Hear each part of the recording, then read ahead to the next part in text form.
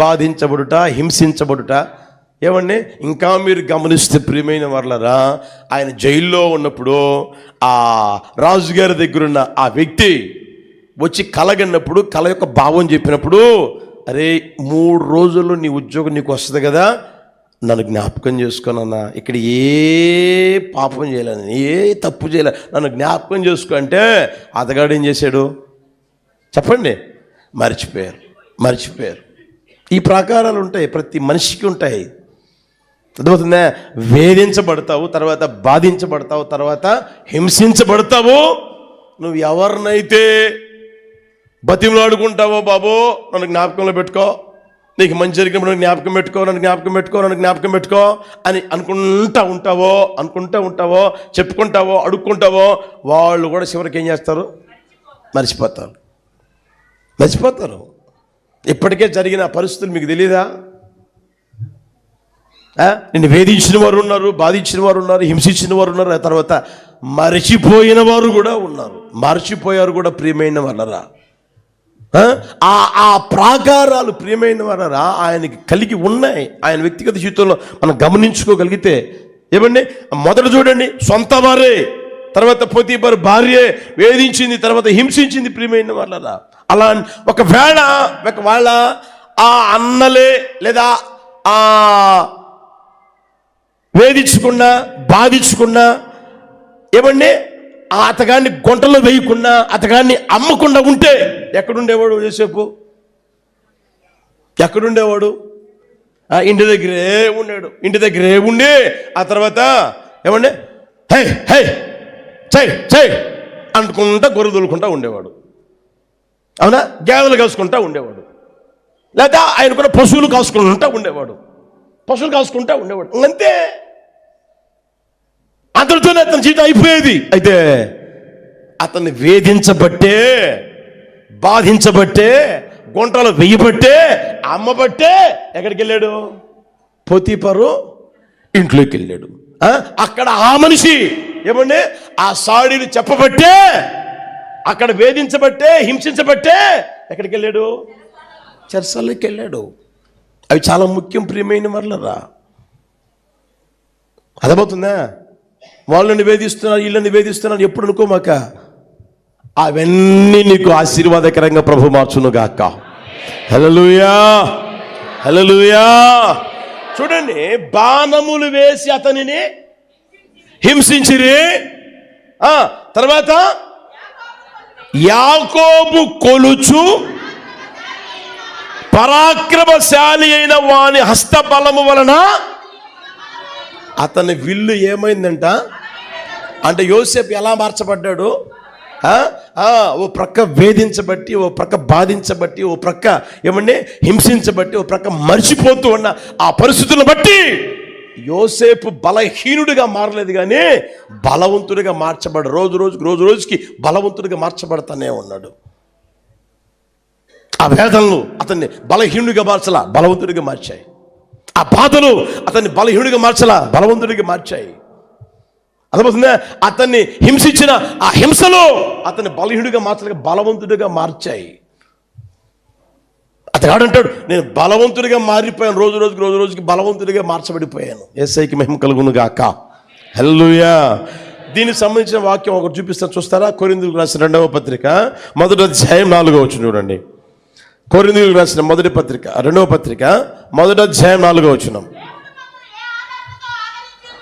దేవుడు మమ్మును ఏ ఆదరణతో ఆదరించుచున్నాడో ఆ ఆదరణతో ఎట్టి శ్రమలలో ఉన్న వారినైనను ఆదరించుటకు శక్తి గలవారమగుటట్లు ఆయన మా శ్రమంతటిలో మమ్మును.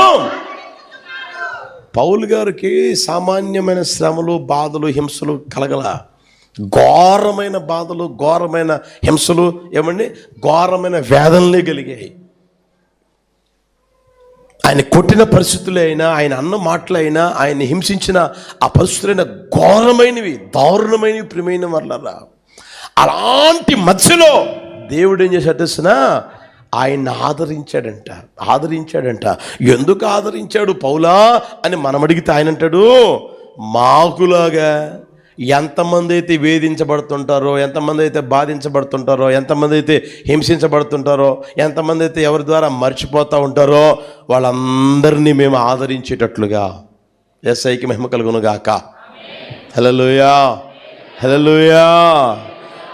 యోసేపు చూడండి, బలపరచబడ్డాడే కానీ బలహీనుడిగా మారలా. రోజు రోజుకి బలపరచబడి ఏమండి ఫలించడి కొమ్మగానే మార్చబడ్డాడు. యేసయ్యకి మహిమ కలుగును గాక.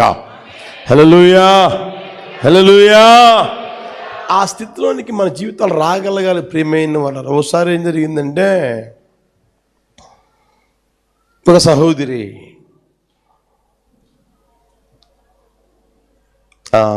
ఏమంటారు గర్భవతిగా ఉంది. ఆ తర్వాత హాస్పిటల్కి తీసుకెళ్తారు కదా, ఆ ప్రసవించేదానికి హాస్పిటల్కి తీసుకెళ్తారు కదా. అక్కడ పాపం ఆమె ప్రసవించిన తర్వాత ఎంత ఒక 2-3 రోజులేమో ఉండుంటుంది ఆ బిడ్డ. ఆ తర్వాత చనిపోతే ఆమె మామూలుగా ఏడవడంలే.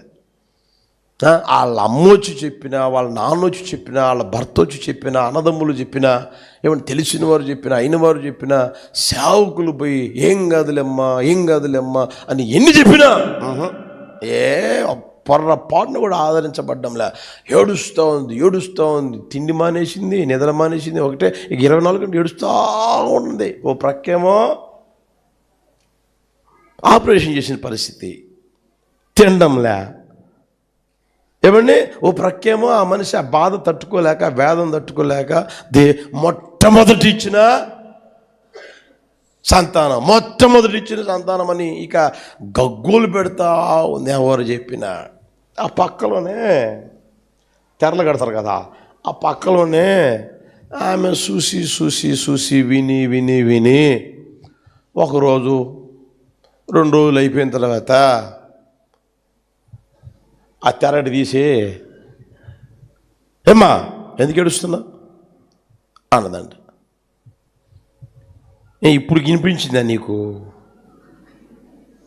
నేను ఏడుస్తూ ఉంటే, నేను గొగ్గోలు పెడుతుంటే, మొత్తుకుంటా ఉంటే నీకు ఇప్పుడు వినిపించిందా? అదేలే మాన్తాం అనుకున్నాను, ఇంకా మానలేదు కదా. ఎందుకు ఏడుస్తున్నావు? ఎందుకు ఏడిచేది ఏంది? నాకు పుట్టిన బిడ్డ చనిపోయింది. నీకే పుట్టిందా? నీ బిడ్డ చనిపోయాడా? నా బిడ్డ కూడా చనిపోయాడు. పక్కన అంటుందంట ఆమె, నా బిడ్డ కూడా చనిపోయాడు. 5 పుట్టి చనిపోయారు. నీకు దానికి ఏడుస్తావా? నువ్వు ఎలా మేము మౌనం ఉండగలుగుతున్నావు? దేవుడు నన్ను ఆదరించాడు అని ఎప్పుడైతే ఆ మనిషి చెప్పిందో, వీళ్ళు వెంటనే ఏమండి ఆ కళ్ళ నీళ్లు కాసిన ఆపేసి, మొత్తుకోవడం, ఏడవడం మానేసి ఇక శుభ్రంగా పూట ఇంత తినదంట. కారణం ఏంటి ఒకసారి చెప్పండి. దేవుడు బాగా గమనించిన ప్రియమైన వాళ్ళ, సాతానుగాడు ఒకవేళ ప్రాకారం వేసి నిన్ను వేధిస్తున్నాను, నిన్ను బాధిస్తున్నాను, తర్వాత నిన్ను హింసిస్తూ ఉన్నాను అని అనుకొని వాడు నవ్వుతూ ఉంటాడు. అర్థమైందా? దేవుడు ఆ పరిస్థితుల్లో ఏం చేస్తా తెలిసినా నిన్ను ఆదరిస్తూ ఉంటాడు. హల్లెలూయా, హల్లెలూయా. ఎందుకు తెలిసినా నువ్వు ఫలించే కొమ్మగా మారాలి. తర్వాత నువ్వు ఫలించే కొమ్మగా మారాలి. అంత మాత్రమే కాదు, అనేకులకి ఆశీర్వాదకరంగా మారాలి. యోసేపు అనేకులకు ఆశీర్వాదకరంగా మారాలి. అతగాడికి మాత్రమే కాదు, అతగాడి కుటుంబానికి కాదు, ఒక దేశానికే ఆశీర్వాదకరంగా మారాలి. అందుకని ప్రియమైన వాళ్ళరా చూడండి, అంత ఆ మాట గమనించండి. చదవండి మళ్ళీ ఒకసారి. నేను ఏం సబ్జెక్ట్ చెప్తున్నాను, మీరు ఎక్కడికి పోయారు? యోసేపు గురించి చదవమని కాదు కదా. విలుకాండ్రు అతని ఏం చేశారంట? వేధించిరి. వారు బాణములు వేసంట. బాణములు వారి నాలుకే ఘాతుక. చెప్పండి, వారి నాలుక ఘాతుక బాణం. ఏ కంటికి కనిపించే బాణాలు వేయాల్సిన అవసరంలే. అవి వేస్తే ఒకేసారి ఒక 4 వేసారంటే పోతాం, ఇబ్బందిలే. అవునా కదా? ఎవరో ఒకరు వస్తారు, పాట పాడతారు, పంపించేస్తారు. హల్లెలూయా. అవునా కదా? ఈ ఘాతుకు బాణాలు ఉన్నాయా? 4తో మాట్లాడే మాటలు ఉంటాయి, నోరు తెరిచి. నువ్వు ఆడంత పాడు పని చేసావుంట కదరా. అమ్మాయి చెప్పింది కదా, అమ్మాయి చెప్పేది అబద్ధమా అంటారా? అనరా? చెప్పలేమండి. ఇక అప్పుడు యోసేపు పరిస్థితి ఏంటి గమనించండి. బాణాలు వేసి వేధించారంట. ఆ తర్వాత గమనించిన ప్రియమైన వాళ్ళని వేధించారు, హింసించారు. అయితే అలాంటి పరిస్థితుల్లో కూడా యాకోబు కొలుచు పరాక్రమం గలవాని హస్తబలము వలన అతడేమైపోయాడంట?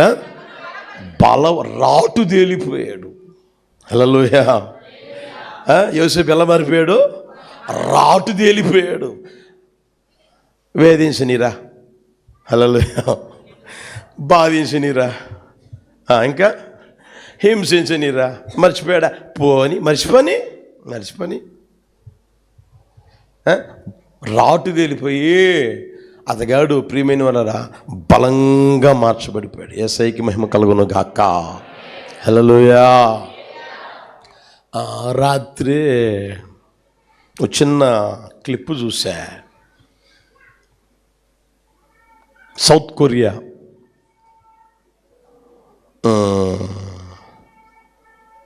ఆ ప్రాంతంలో ఒక పల్లెటూరు. ఆయన గారికి 7 సంతానం, పెద్దోడు. వాళ్ళ నాన్నది వ్యవసాయం. ఎన్ని ఎకరాలున్నా, ఎంత దున్నినా, ఎంత వ్యవసాయం చేసినా చివరికి వాళ్ళ కడుపు గడవడమే కష్టమైపోయిందంట. కష్టమైపోతే ప్రియమైన వాళ్ళరా ఆ అబ్బాయి డాడీకి చెప్తే పోనీడని ఆ అబ్బాయే ఇల్లు వదిలి వెళ్ళిపోతానని చెప్పేసి అని ఒక 2 సార్లు 3 సార్లు వెళ్ళాడు. డాడీ తెలుసుకొని, ఎక్కడికి పోతావురా, ఏం చేయగలవురా, మన బ్రతుకులు ఇంతేరా, మన వల్ల కాదురా, నా మాటిను, జాగ్రత్తగా ఉన్నది చేసుకుందాం, ఉన్నది తిందాం, జాగ్రత్తగా బ్రతుకుదాం అని చెప్తే, ఎంత చేసినా ఏం సంపాదించగలుగుతున్నాం, ఎంత చేసినా ఏమొస్తుంది అని కాస్త బాధపడతా ఒక రోజున ఏం చేశాడంటే, వాళ్ళ నాన్నకి ఇష్టమైంది ఉందంట, ఆవు 71 రూపాయలకి అమ్మేశాడంట. బాగా ఇష్టమైంది. 71 రూపాయలకి అమ్మేసి ఎక్కడో పల్లెటూరులో ఉన్న వ్యక్తి, సియోల్ అంటే సౌత్ కొరియా కేంద్రం, మనకి ఇప్పుడు ఢిల్లీ ఎట్లాగో అలాగా ఆ కేంద్రం సియోల్కి వచ్చేసేసాడంట. ఏం చేయాలి అనుకుంటా ఉంటే, అది కాదు చదివింది 6వ తరగతి. చిన్న స్టోర్ ఉంటుంది కదా, జనరల్ స్టోర్, ఆ జనరల్ స్టోర్లో చేరాడంట. చేరితే కాస్తో కోస్త సరిపోవడం లేదు. సరే, ఇంటి దగ్గర ఉంటే ఇది కూడా లేదు కదా, ఈ తిండి కూడా లేదు కదా, ఇదన్నా మేలు కదా అని అలా బ్రతుకుతా ఉన్నాడంట. ఆయన నమ్మకంగా బ్రతికేదాన్ని బట్టి ఆ యజమానుడు ఆ స్టోరు ఏమంటారు దాన్ని, అకౌంట్ రాస్తారే, ఎంత వచ్చింది, ఎంత పోతుంది అని చెప్పేసి అని దానికి నియమించాడంట. ఆయన గారు అలాగే నమ్మకంగా బ్రతుకుతూ ఉంటే ఒక రోజున యజమానుడికి ఆరోగ్యం బాగలేక, నా వల్ల కాదురా, ఇది నువ్వు చేసుకుంటానంటే నీకు ఇచ్చేస్తానని అంటే, మొత్తం మీద కాస్త కోస్త పైసలు ఇచ్చి అది తీసేసుకున్నాడంటే ఇప్పుడు సొంతదైపోయింది, షాపు సొంతదైపోయింది. ఇలా బాగుందిలే, పర్లేదులే అనుకుంటా ఉంటే ఒకరోజు తగలబడిపోయిందంట. మొత్తం స్టోర్ మొత్తం తగలబడిపోయింది. జీరోకి వచ్చేసాడు. ఇప్పుడు చేతులు చిల్లిగా అవ్వలేదు. ఇంకేం చేయాలి అనుకుంటా ఉంటే మరలా ఏమండి పేపర్ వేసాడంట. ఇంటింటికి పేపర్ ఉంటుందే, ఆ పేపర్ వేసాడంట. పేపర్ వేసి 4 రూపాయలు సంపాదించుకుంటా ఏం చేయాలి అనుకుంటా ఏమండి అతగాడు ఆలోచన చేస్తూ ఉంటే, ఈ కట్టడాలు పని ఉంటుందే, సిమెంట్ పని ఉంటుందే, ఆ పనికి పోయాడంట. ఆ పనికి పోయి ప్రియమైన వాళ్ళ అతగాడు ఒక ప్లాన్ గీస్తే, లేకపోతే ఒక ఆలోచన చెప్తే, రే నువ్వు చదివింది 6వ తరగతిలా, నీ వల్ల ఏమైద్దిరా, నీకేం చేతయిద్దిరా అని అందరూ వేధించడమే, అందరూ హింసించడం, అందరు నోటికి వచ్చినట్టుగా మాట్లాడమే. అయినా మౌనంగా ఉండి ప్రియమైన వాళ్ళరా అతగాడు ఏ స్థితిలోనికి వెళ్ళిపోయాడంటే ఇప్పుడు ఆ దేశంలో ఉన్న ఓడరేవు కట్టింది అతనేనంట. పెద్ద కాంట్రాక్టర్గా మారిపోయి ఆ స్థితిలో ఉండడమే కాకుండా ఆ వ్యక్తే ఏమండి అలాంటి పరిస్థితుల్లో ఉన్న చిన్న మెకానిక్ షెడ్ పెట్టి హుండాయ్ కంపెనీ ఉందే, హుండాయ్ ఇప్పుడుందే, ఆ కంపెనీ అయిందేనంట. హుండాయ్ కంపెనీ అయిందేనంట. ఇప్పుడు ఇంచుమించు 8 లక్షల కోట్ల టర్నోవర్ చేస్తాడు. ఇది 6వ తరగతి చదివినోడు. ఆయనకి హింసలు రాలేదా, బాధలు రాలేదా, వేదనలు రాలేదా? ఆయన్ని అనరాని మాటలు అన్నోళ్ళు లేరా? ఒకసారి గమనించిన ప్రియమైన వాళ్ళరా, ప్రాకారాలు వస్తాయి, ప్రాకారాలు వేస్తాడు వాడు, ముందుకు అడుగు కూడా వెయ్యనీయుడు. అయితే నా దేవుడు వాటిని నీకు దీవెనకరంగా మార్చును గాక. హల్లెలూయా. ఆ ప్రాకారాలనే నా దేవుడు నీకు కాపుదలుగా ఉంచును గాక. ఆ ప్రాకారాలనే నీ వ్యక్తిగత జీవితంలో ఇంకా శుద్ధీకరణ కలుగు చేయును గాక. ఆ ప్రాకారముల వలననే దేవుడు ఏం చేస్తే తెలిసిన ప్రియమైన వాళ్ళ నిన్ను ఫలించే కొమ్మగా తీర్చిదిద్దును గాక. అర్థమవుతుందా? దేవుడు వేసే ప్రాకారాలు ఎప్పుడు కాపుదలకి, దీవెనికి, ఆశీర్వాదానికి మూలంగా మారిపోతాయి. సాతానుగాడు నేను నలిపేద్దాం, చంపేద్దాం, లేకుండా చేసేద్దాం, ఏమంటే నులి చేసేద్దాం, ఏదేదో అనుకుంటా ఉంటాడు. అయితే దేవుడు అలాగో పొరపాటును కూడా జరగనీయకుండును గాక. హల్లెలూయా. ఇప్పుడు ఈ రోజున ఇక్కడ నిలబడి చెప్తున్నామంటే అవన్నీ లేక నేను ఇక్కడ ఉన్నది మా జీవితంలో లేవా? మాకు వేదనలు కలగలేదా, బాధలు కలగలేదా, అవమానాలు రాలేదా, నోటికొచ్చేట్టుగా మాట్లాడినవి లేదా? ఇంకా నేను ఎప్పుడు మీకు చెప్పలే, ఎక్కడ చెప్పలా. 2002వ సంవత్సరం 2000 సంవత్సరంలోనే తిరుపతిలో ఉంటే, తిరుపతిలో నుంచి మెడ్రాస్లో మీటింగ్స్ పేపర్లు అంటించేదాన్ని, వాల్ పోస్ట్ అంటించేదాన్ని పంపించారు. పంపిస్తే భాష మాకు వచ్చినా అప్పుడు రాదు, ఇప్పుడు రాదు. ఆ భాష రాదు. ఆ అన్నేమో ఓ బకెట్ ఇచ్చి, మైదా బకెట్ ఇచ్చి అని కాగితాలు ఇచ్చి, అన్న ట్రైన్లో కరిపించుకుంటూ వచ్చేసాయన్నా, నేను పక్క స్టేషన్లో ఎక్కుతాను అన్నాడు.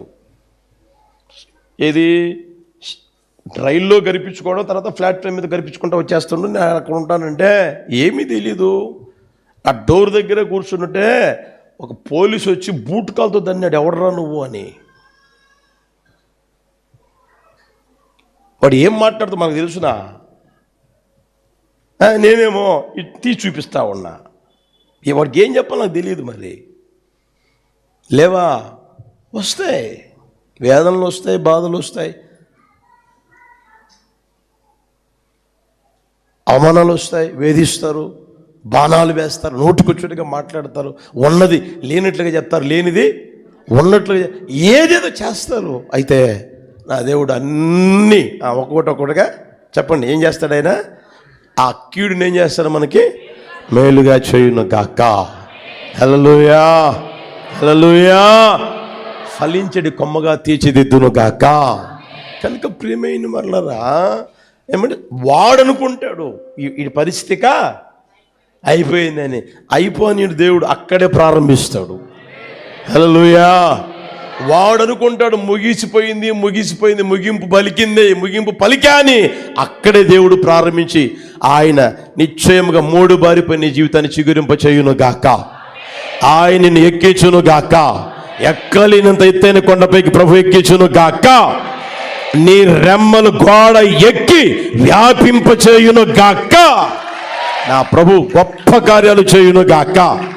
హల్లెలూయా. ప్రార్థన చేసుకుందామా? ఇంకా మీరు గమనిస్తే గోడ, ప్రాకారము ఆలోచన చేయండి. ఇప్పుడు ఇది కట్టాం, ఇది ఏమన్నా రోజు పెరుగుద్దా? చెప్పండి గట్టిగా, పెరుగుద్దా? అది మనసులో పెట్టుకోవచ్చు కదా. అర్థమవుతుందా? ప్రాకారం ఎప్పటికీ పెరగదు, ఎంత కట్టితే 10 సంవత్సరాల తర్వాత చూడు, 20 సంవత్సరాల తర్వాత చూడు, అలాగే ఉంటుంది. అయితే మనలో ఉన్న క్రీస్తు జీవము కలిగిన వాడు, అది పెరగదు. మనల్ని ఆయన పెంపొందించును గాక, మనల్ని ఆయన అభివృద్ధి పదవులు తీసుకుని వచ్చును గాక.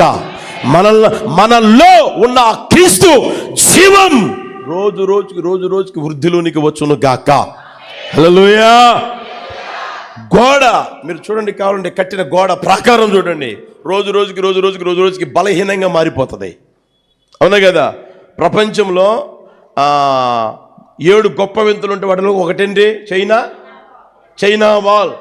మీరు అలా పైకి వెళ్ళి చూస్తే అది అంత పెద్దదిగా ఉంటుంది, అంత బలమైనదిగా కనిపిస్తుంది. అయితే ఇప్పుడు పోయి మీరు చూడండి, అన్ని బేటలు వారిపోయినాయి.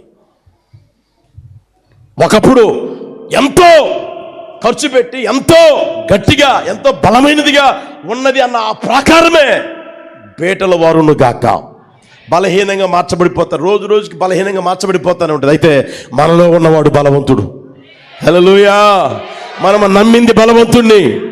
ఆయన ఏ రోజు బలహీనుడు కాడు, నిన్ను బలహీనుణ్ణి కానీయడు, బలహీనుడిగా నిన్ను ఉంచడు. ప్రియమైన వాళ్ళరా, ఆయన నిన్ను బలపరుస్తూనే ఉండును గాక. హల్లెలూయా, హల్లెలూయా. ఇంకా మీరు గమనిస్తే మనం చదువుకున్న భాగంలో గోడ మీదకి ఎక్కి చెప్పండి గట్టిగా, వ్యాపింపచేయును గాక. మన పరిచర్యని దేవుడు వ్యాపింపచేయును గాక, మనల్ని ప్రభు వ్యాపింపచేయును గాక. ప్రార్థన చేసుకుందామా?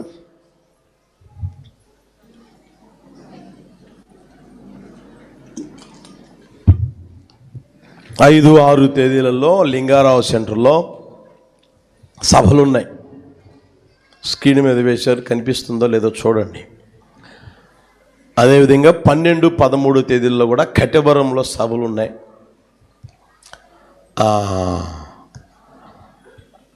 బాగా ప్రార్థన చేయండి, దేవుడు ఆశీర్వాదకరంగా జరిగించేటట్లుగా ప్రార్థన చేసుకుందామా?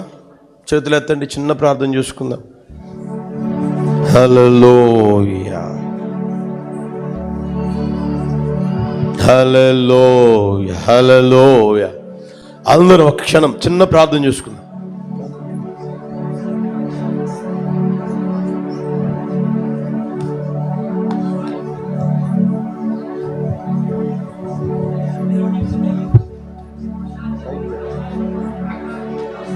జీవాధిపతివైన నా తండ్రి, ఈ పరిశుద్ధ నామానికి స్తోత్రం నాయన.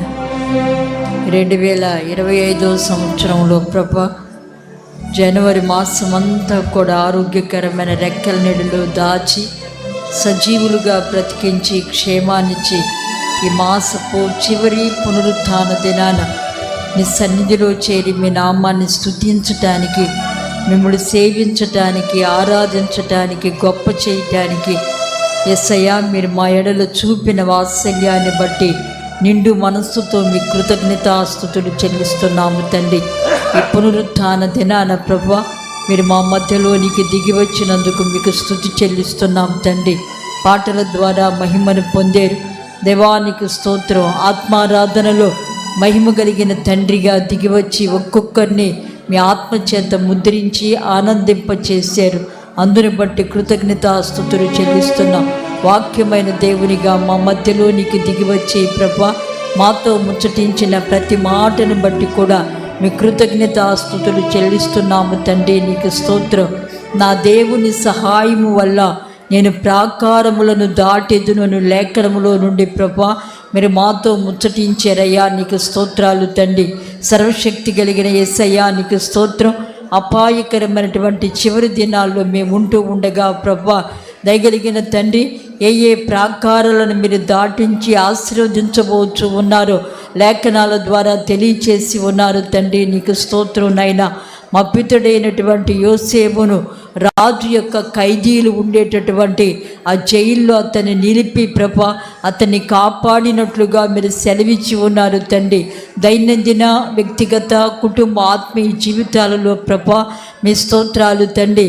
చెరసాల లాంటి అనుభవాల్లో నడిపించబడుతూ కృంగిపోతున్నటువంటి ఒక్కొక్కరిని దయతో మీరు ధైర్యపరచండి నాయన, నూతన పరచండి స్వామి. నీకు స్తోత్రం నాయన. శక్తి కలిగిన దేవుడు తండ్రి, చెరసాలలో అతన్ని కాపాడి అతన్ని హెచ్చించినటువంటి శక్తి కలిగిన దేవుడు అయ్యా, మీకు స్తోత్రాలు తండ్రి. ఆపత్కాలమందు నాయన పర్ణశాలలో ఆయన నన్ను దాచును అని లేఖనాలు సెలవిచ్చుచూ ఉన్నవి ప్రభా.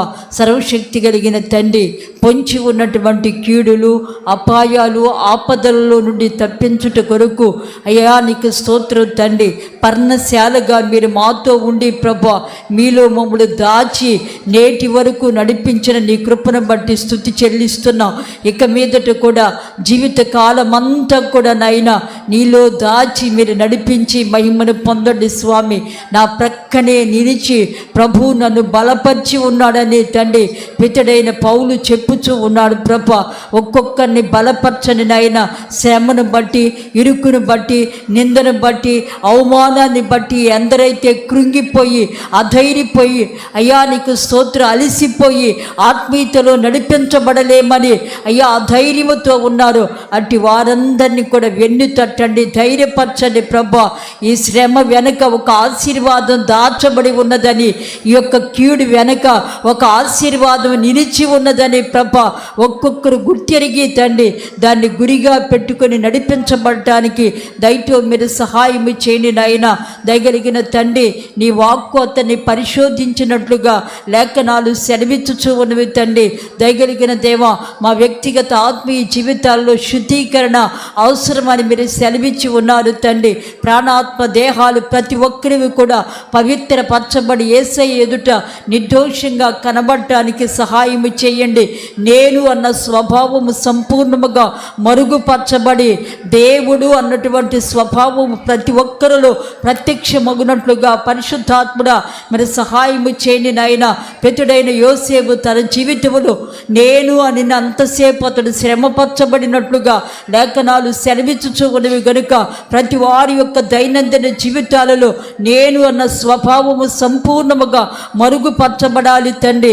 దేవుడు అన్నటువంటి చక్కటి అనుభవంలో దేవుడే ఫరోకి క్షేమకరమైన ఉత్తరం ఇచ్చునుగా కానీ అతడు సెలవిచ్చినట్లుగా తండ్రి అతడి చక్కటి అనుభవంలో ప్రతి ఒక్కరూ నడిపించబడి ఆశీర్వాదం పొందటానికి సహాయం చేయండి నాయన. దయగలిగిన తండ్రి, అతడు ఫలించడి కొమ్మగా అయ్యా గోడల మీదకి ఎక్కి వ్యాపించినట్లుగా లేఖనాలు సెలవిచ్చుచూ ఉన్నది తండ్రి. అతడు హింసించబడి ఉన్నాడు, బాధించబడి ఉన్నాడు, శ్రమపరచబడి ఉన్నాడు.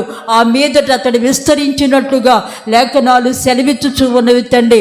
ఇప్పటి కాలపు ఈ శ్రమలు ఎన్న తగినవి కాదు గనుక వీటి మీద మనస్సును ఉంచక ప్రభా, మాలో నిలిచి ఉన్నటువంటి జీవము కలిగిన క్రీస్తునైనా బహుగా ఫలించినట్టుగా, విస్తరించినట్టుగా, వృద్ధి పొందినట్టుగా ఒక్కొక్కరిని మీరు ఆశీర్వదించండి నాయన. ఆత్మీయంగా, శారీరకంగా, ఆర్థికంగా, ఆరోగ్యపరంగా అన్ని కోణాలలో కూడా నీ బిడ్డలు విస్తరించాలి, వృద్ధి పొందాలి, ఆశీర్వాదాన్ని అనుభవించాలి ప్రభా. అట్టి కార్యాన్ని మీరు జరిగించండి. ఉద్యోగ స్థలాలలో ఘనపరచండి, చదువులలో విస్తరింప చేయండి, చేతి పనులను ఆశీర్వదించండి. ప్రతి దానిలో కూడా బిడ్డలు విస్తరించాలి, ఆత్మీయముగా కూడా అత్యధికంగా విస్తరించాలి తండ్రి. ఈ ప్రాంత ఈ పరిచర్యను కూడా శాఖోపశాఖలుగా విస్తరింప చేయండి. అత్యధికమైన దీవెన కలుగు చేసి మేలుతో మీరు తృప్తిపరచని నాయన. నిశ్చయముగా తండ్రి నీకు స్తోత్రం.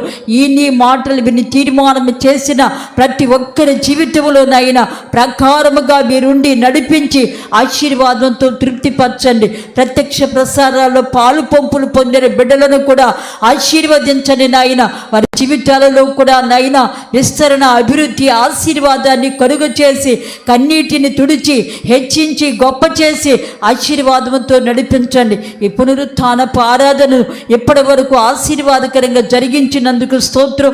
మీ పక్షంగా దైవ సేవకులను అభిషేకించి వాడుకున్నందుకు స్తోత్రం. ఇంకా అధికమైన బలముతో, ఆరోగ్యముతో, కృపతో నింపి అయ్యా వాక్కులతో నింపి తండ్రి కొలత లేని అభిషేకాన్ని ఇచ్చి నిలిచిన ప్రతి స్థలములో కూడా శక్తివంతంగా వాడుకోనండి. పలు మార్గాల్లో తోడై నైనా మీకు స్తోత్రం. శక్తివంతంగా వాడుకొని మహిమను పొందండి. తీర్మానము చేసిన ప్రతి ఒక్కరికి ప్రకారంగా నిలిచి అత్యధికంగా విస్తరింపచేసి మీ రాక కొరకు సిద్ధపరచమని యేసు నామములో అడుగుచున్నాము తండ్రి. ఆమేన్. మన ప్రభువైన యేసుక్రీస్తు కృప, తండ్రి అయిన దేవుని ప్రేమ, పరిశుద్ధాత్మ అన్యోన్య సహవాసము సన్నిధి ఇప్పుడు ఎల్లప్పుడూ సదాకాలం మనకును సకల పరిశుద్ధులకును తోడై నడిపించును గాక. ఆమేన్. ప్రభు నిండారులుగా దీవించును గాక.